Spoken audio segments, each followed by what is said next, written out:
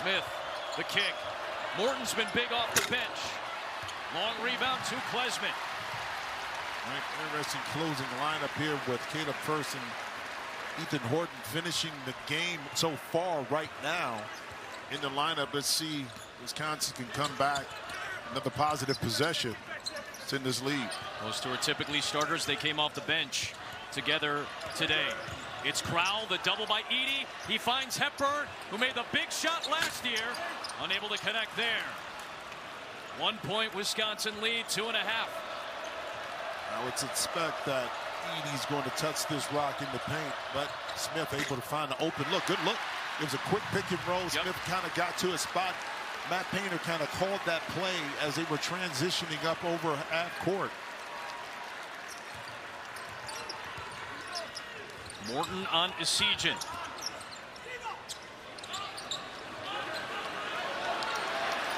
Klesmit wants to clear out. Against Lawyer on the drive. Leaves it for the senior, and Tyler Wall unable to connect. Edey another rebound. I tell you, but Klesmit, a great read. Yeah. He rejected the screen, forced Edey to come down. That's what opened it up for Tyler Wall to have a clean look. Here is Edey. There's the touch in the paint and a foul on the floor against Wisconsin. It'll be 1 and 1 for Edey. The foul on It's just 1 for 6.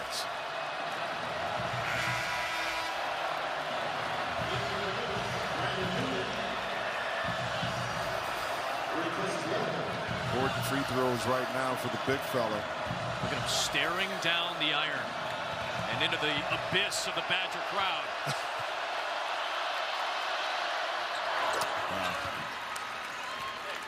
Big time players step up in big time moments. Yep. 9 in the first half. He's got 7 more here in the second half. Career high 74% for Edey this year. And he knocks down both coolly at the line. And I'm trying to think, in the Indiana game or previously, did he take dribbles? Because that time on the 2 free throws, he just got all eyes on what you have to do. Wisconsin down 1. It's Klesmit to Wall against Edey. Got shut off. It's Hepburn. That tough fade over Edey. No, and Edey the rebound. His 19th of the night. Excellent positional defense that time by Zach Edey. His career high is 22 rebounds. He had that against. Neither team has led by more than 1 over the last 6 minutes. A back and forth affair between the Badgers and Boilermakers. A minute to go.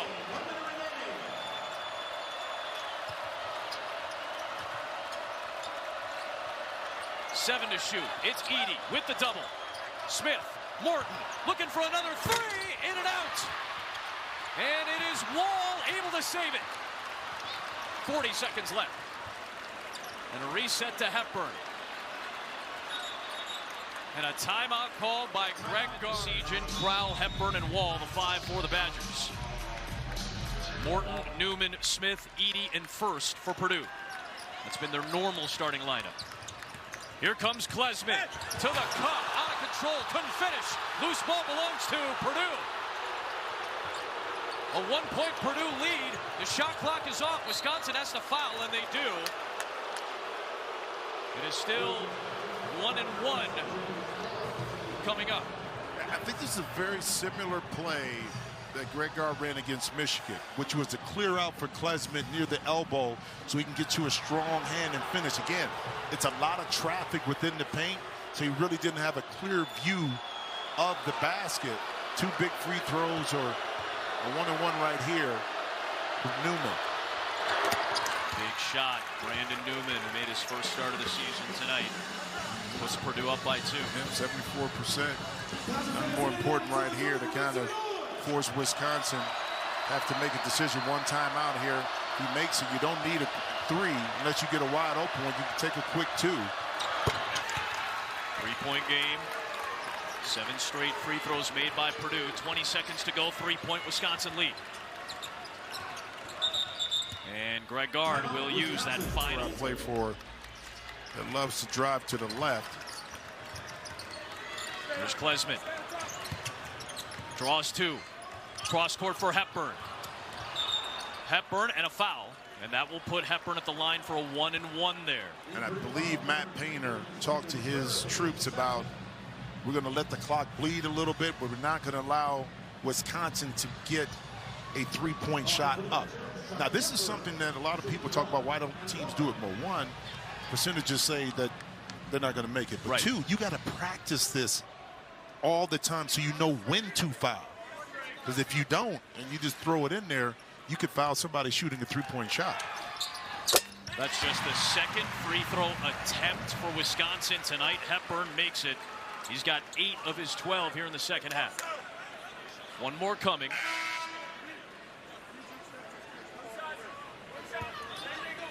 .69% for Chucky Hepburn's 2 years in Madison. Knocks them both down.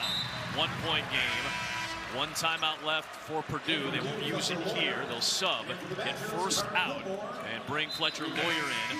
Going to bring Gillis in as well. And Edey's going to come out of the game. And Ethan Morton, don't stay married to a spot. Don't try to throw it across your body, across court. Take the ball to your teammate, shorten the passing angles, and for his teammate, try to stay out of the coffin corner.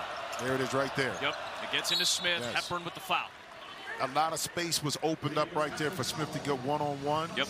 A little side step to the left allowed Ethan Morton to shorten that pass. Smith able to catch, secure. Now he's at the free throw line at 88%. Second best in the Big Ten this year. This is the guy you want at the free throw line. Just a freshman out of Westfield. Indiana Mr. Basketball in his final year of high school. Calmly steps up one dribble. That's like when you putt. I'm not going to stand not gonna over sit here for think that. about it. I'm not going to think about it. I'm getting right up. I'm going to line it up, and I'm going to knock it in. I don't, but I'm just saying that's what happens with the really good player. Here's this one for Birdie. This to put up a 3-point lead. Sure enough. I think they may foul again, too. Yeah, keep that in mind with a 3-point lead. No timeouts for Wisconsin. Here comes Klesmit. Yep. And there's the foul by Morton. It's going to put Klesmit at the line for a 1-and-1. And I think Matt Painter wanted it up a little bit more to get that foul, because once you get over half court, now you're in tricky territory in regards to a shot going up while you're committing the foul. So now you see Edey come in for potential rebounding purposes here. Klesmit, who's had a monster second half for his college career, is 79% at the line, 67% this year. Purdue does have one timeout.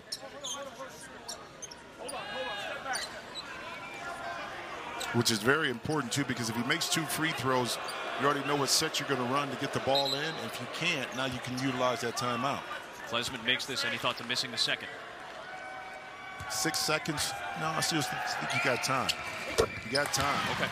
Because on the inbounds pass, if you can foul right away, maybe you take a half a second off the clock. Okay. You still have time, depending on what happens with Purdue, to get a shot up and win the game or tie it. 19 against Michigan, 19 against Purdue. A season high for Klesmit. Cuts the lead back down to 1 with 6.7 left. Edey comes out. Gillis comes back in for Purdue.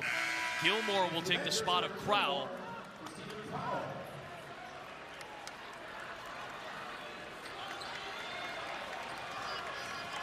Well, first, that time, Brandon Newman also inserted into the lineup. Tough pass. Knocked away by Wall into the hands of Morton, and a foul. 4.4 left. And see, that's where Ethan Morton kind of stopped. He could have took another step over, shorten that pass. But that's the point here. And let's see right here, able to come in, tap. And Morton is established inside, inbounds, to be able to receive and pick up the pass right there. If he was 1 foot in, 1 foot out, that would have been a violation. Yep. In Wisconsin ball. First free throw for Morton tonight.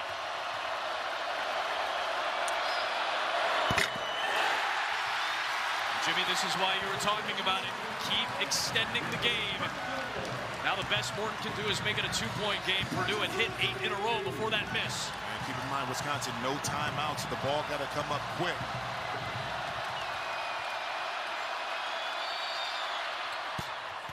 Two-point lead. Badgers on the bubble, needing a signature win. Here comes Klesmit. Final seconds. Klesmit, a heave for the win, and Purdue, the outright regular season Big Ten champs, get out of Madison with the tightest of wins, 63-61. What a game at the Kohl Center.